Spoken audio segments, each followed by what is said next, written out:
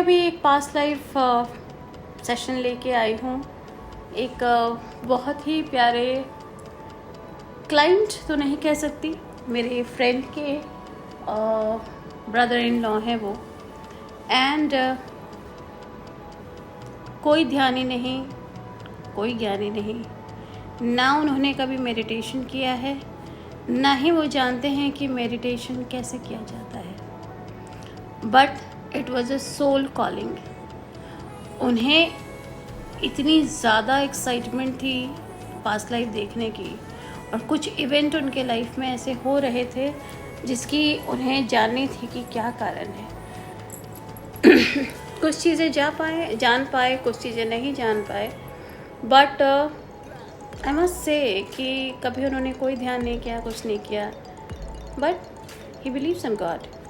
ये एक बहुत ही स्पिरिचुअल जर्नी होती है, और जिस भी किसी के मन में अगर शंका हो कि ये होती है कि नहीं होती है, वो इंसान इस रेस से वैसे ही गायब हो जाता है, उसका नंबर नहीं आता।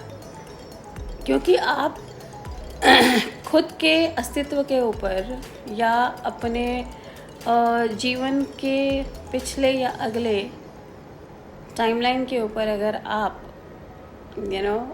शक करते हैं, तो अभी आपको वक्त लगेगा चीज़ों को समझने के लिए कि ये शरीर, ये ब्रह्मांड कैसे काम करती है। उनके लाइफ में जो भी इश्यूज थे बड़े विचित्र थे, विचित्र तो नहीं बोलूँगी, बट जैसे लगातार उनको फील होता था कि सांप का होना, उनको जैसे कोई देख रहा हो हर वक्त, somebody is watching, a snake is watching। और हर तरफ कई बार उनको घर में फील होता था कि कोई उस कोने से, कोई उस कोने से देख रहा है, सांप के रूप में। और भी कई सारे कारण थे। वेपन्स उनको अट्रैक्ट करते थे, तो क्यों उनको वेपन्स अट्रैक्ट करते हैं, क्या कारण है, वो जानना था। और भी XYZ बहुत सारे अपने रिश्ते जो हम जनरली जानना चाहते हैं कि इस जन्म में जो लोग हैं उनके साथ अच्छा या बुरा क्यों है, और है तो क्या ये इसी जन्म का है या पिछले जन्म से आया हुआ है।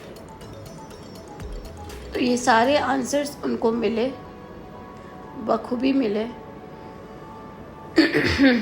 एंड एनर्जी इतनी हाई थी कि मैं आपको एक इंसिडेंट बताऊं। जब वो ट्रांस में गए थे, वो चीज़ें वो देख रहे थे, और जब ये चीज़ें सेशंस हमारे एंड पे था, उनके कमरे में एक वॉल क्लॉक था, कांच। वहाँ एनर्जी इतनी ज़्यादा एक्यूमुलेटेड थी कि जब हमने पास्ट लाइफ किया और जब हम बाहर आने ही वाले थे, जब इन एनर्जीज़ को हमने रिलीज़ किया और हीलिंग की, कनेक्शन काटा, वो घड़ी गिर गया, वो कांच टूट गया। और इंडिकेशन इतना बढ़िया था। हम क्या करके आए? हम पास्ट लाइफ देख के आए। घड़ी टूटी, उसने वक्त बताया, और साथ में कांच टूटी, क्योंकि वहाँ एनर्जीज इतनी ज़्यादा थी कि वो रिलीज़ होके जब गई तो वो कांच को तोड़ते हुए गई। समझिए, इस बातों को हमें समझना बहुत ज़रूरी होता है। जब बहुत ज़्यादा हैवी एनर्जी होता है और कांच अगर उसको दिखाया जाए या वहाँ आसपास हो तो वो टूट जाता है। This is called energy. तभी हमारे हिंदू धर्म में जब हम प्राण प्रतिष्ठा करते हैं किसी देवी देवताओं का, और जब उनको हम कांच दिखाते हैं, तो जो एक्स्ट्रा एनर्जी होती है उस कांच में जाती है, उस कांच को तोड़ देती है, ताकि किसी और इंसान के ऊपर वो ना जाए।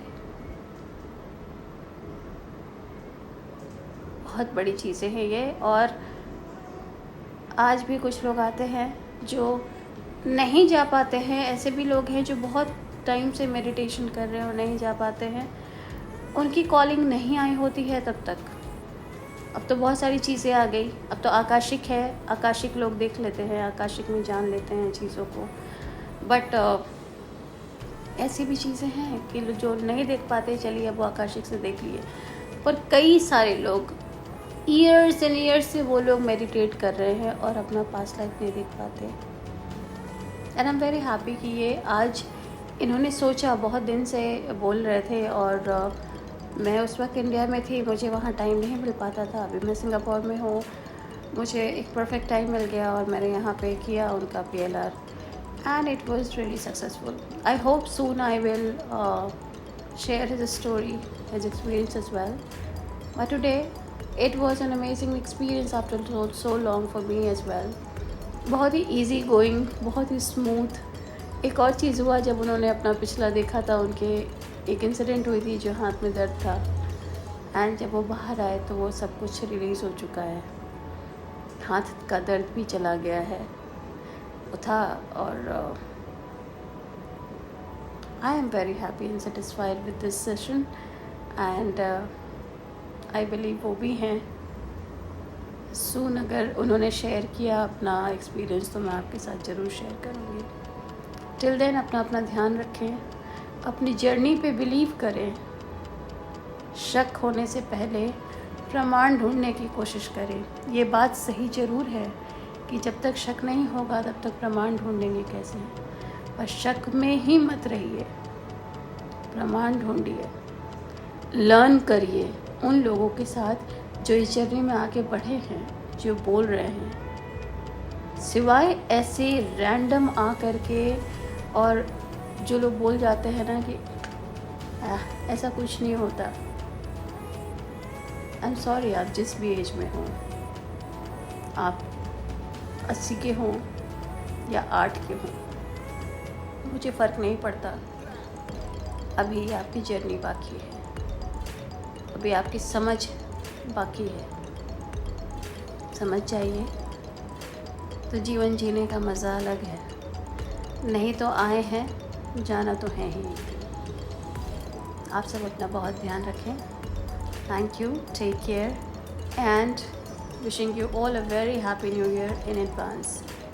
सुख, शांति, समृद्धि, खुशियाँ ही खुशियाँ, ये आने वाला साल आप सबके और हमारे जीवन में भी लेके आए, यही ईश्वर से कामना है। ज़रूर मिलेंगे in my next video. Till then take care, bye bye.